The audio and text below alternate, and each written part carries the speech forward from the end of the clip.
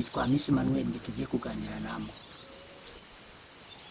Mu bwana bwanjye nge nabyutse ndi umupagani, mba no mu nzu y'abapagani batazi Imana.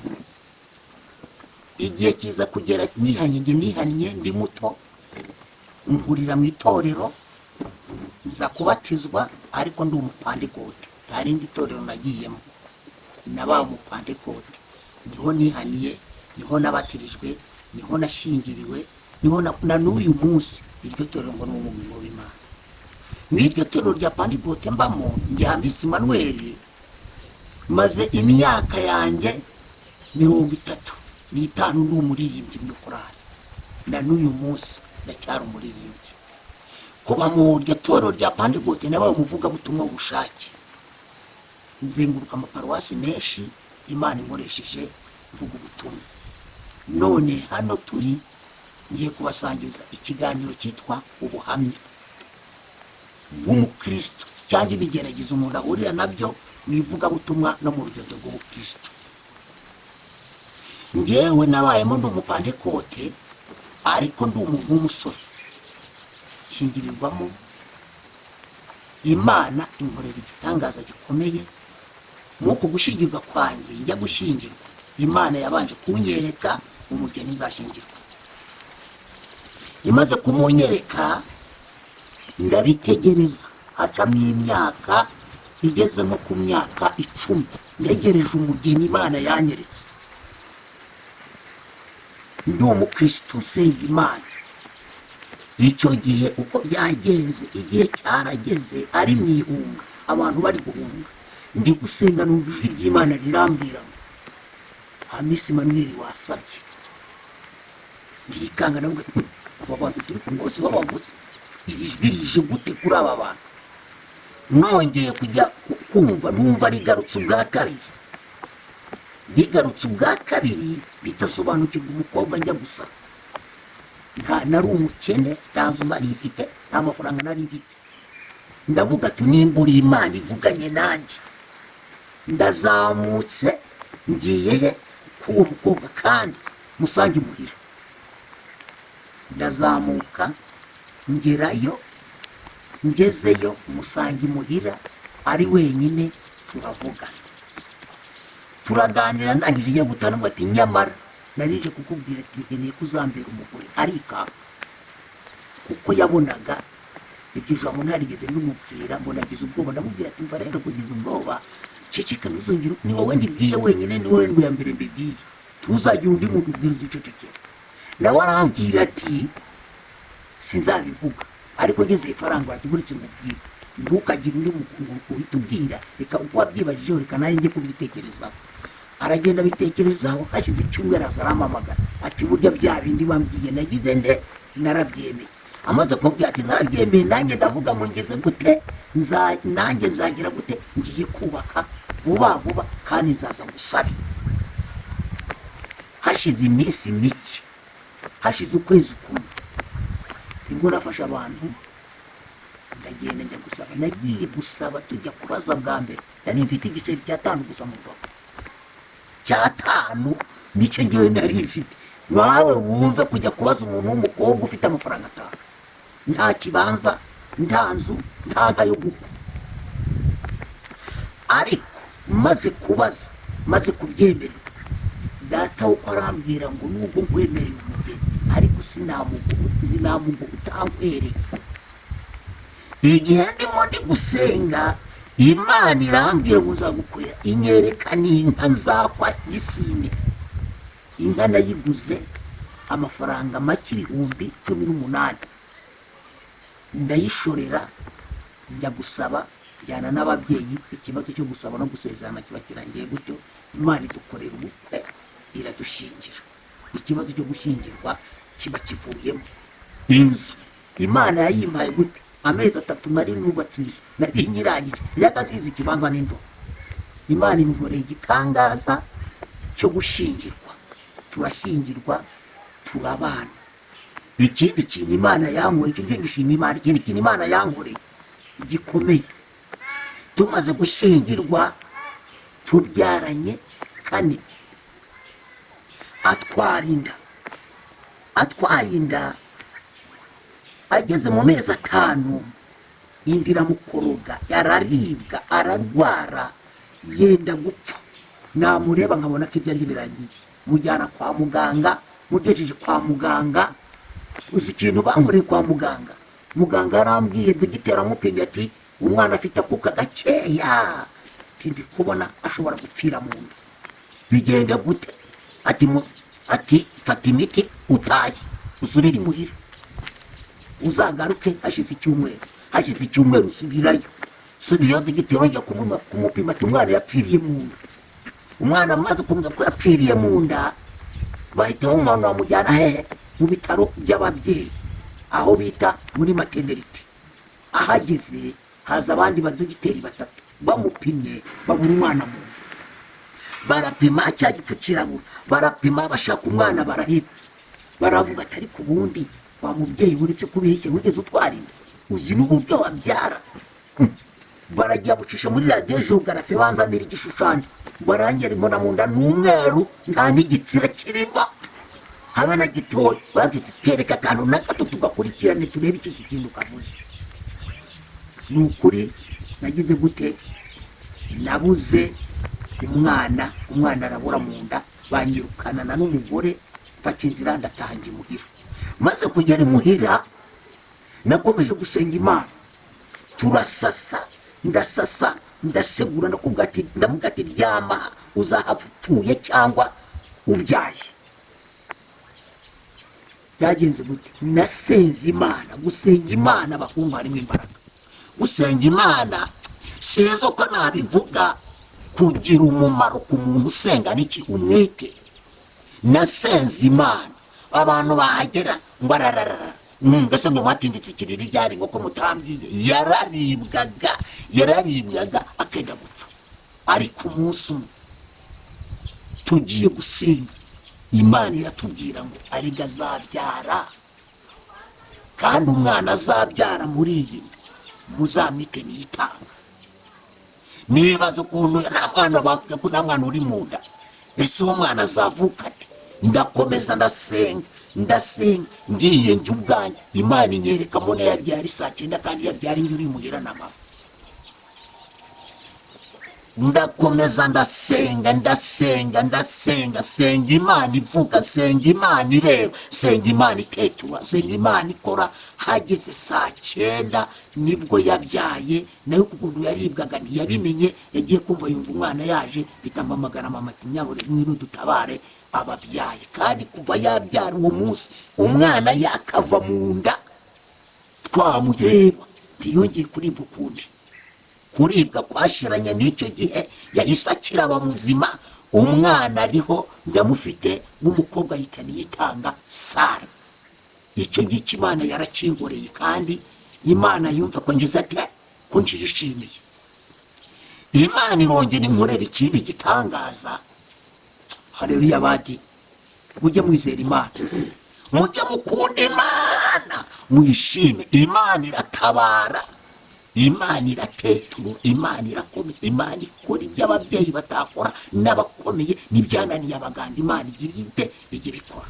Ndimwibyo mvuga ubutumwa, ndimo nzenguruka imidugudu, ngenda mu maparuwasi. Haleluya, naboneye Imana. Nta nzu y'amabati nari mfite, nibazaga uburyo nzubaka inzu y'amabati bikanyobera. Ariko nzengurutse imidugudu 25 yari igize paruwasi ya Mwaga, Imana yahise inshumbuje amabati 45 naguze ifaranga na rimwe. Imaze kumva ayo mabati 45 naguze na rimwe, nahise nubaka. Haleluya, inzu iruzura, nyibamo n'abana n'umuryango. Shimira Imana ko impaye iki inzu yo kubamo. Bitaratinda haciyemo imyaka 6, haza umuyaga wa serwakira uyitwara yose, n'igisenge n'utubati kamwe hariya kandi hariya. Imaze kuyitwara sigara, icyo gihe nari maze kugira abana 6. Nari mfite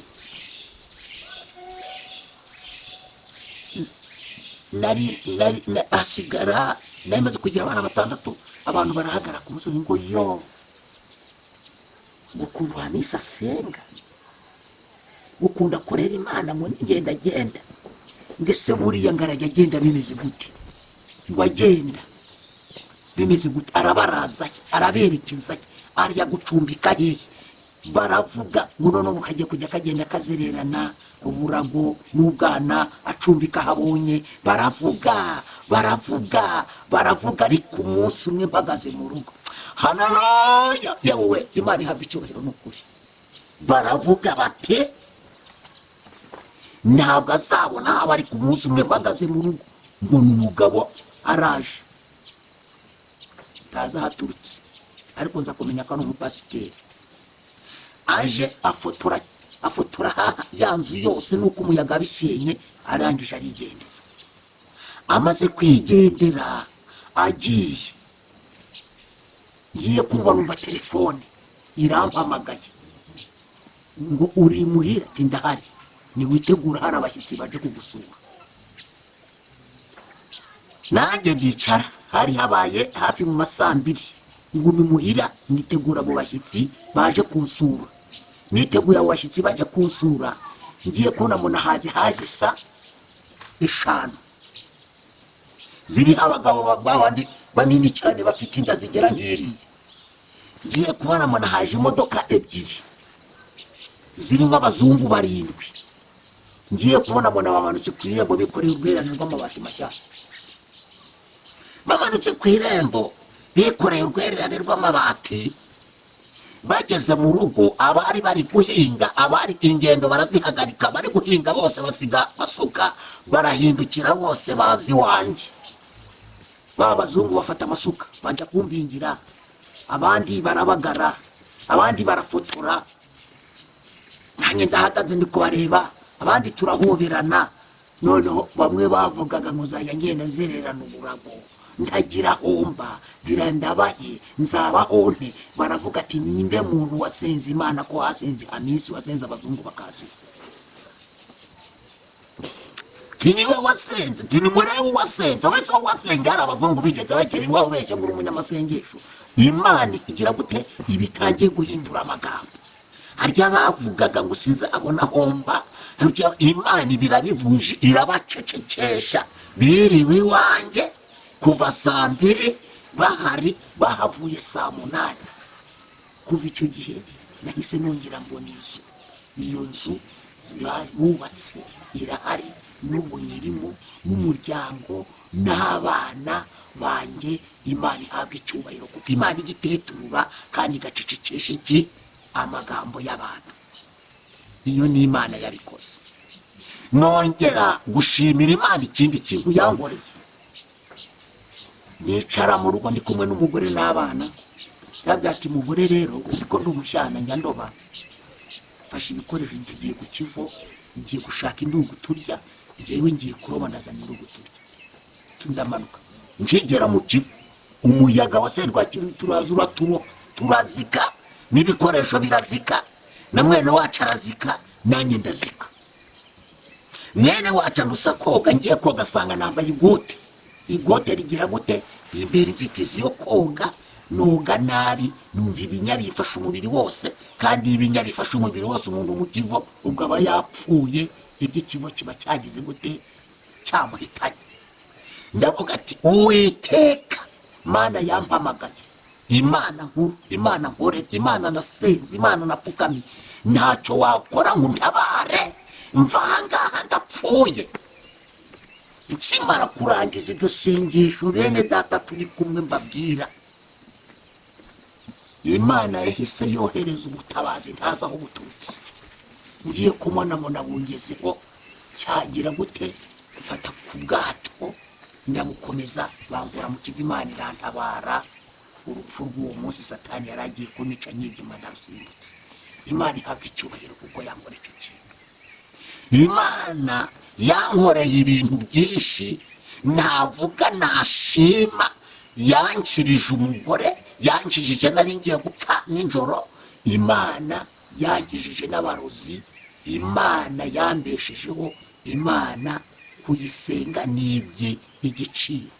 Abumva ubu buhamya ntanga n'abanyuma mvuga nababwira ati hahirwa umuntu wihanganira ibimugerageza, ngo kuko namara kwemerwa ariwe uzahabwa iki?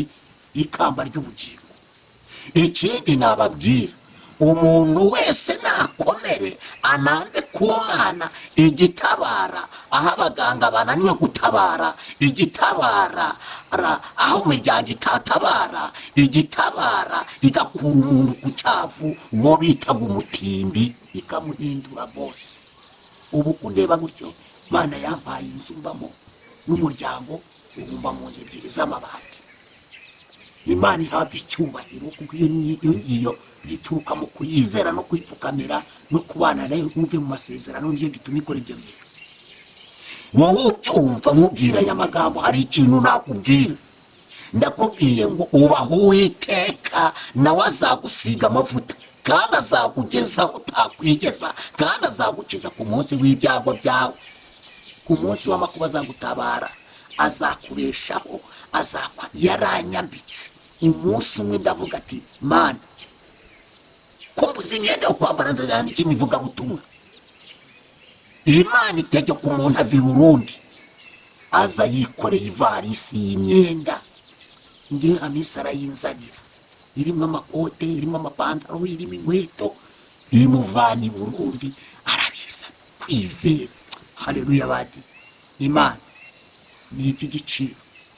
Kandi mureke mbabwire ibintu umukristo acamo mu mwanya wo kurangiza iki kiganiro turi kuganira cy'ubuhamya bw'iby'Imana yankoreye. Reka mbabwire ibintu bitatu cyangwa se bitanu Imana yankoreye, nako nakubwira Imana yankoreye, kandi nkubwire ikindi kintu gikomeye cyitwa gukomera k'umukirisitu. Icya mbere ni ukwera imbuto zikwiriye umuntu wihanye. Icya kabiri ni ukubana n'Imana neza wuzuye umwuka wera ukora ibyo gukiranuka. Icya gatatu ni ukugira urukundo. Icya kane ni ukubana n'abantu bose amahoro.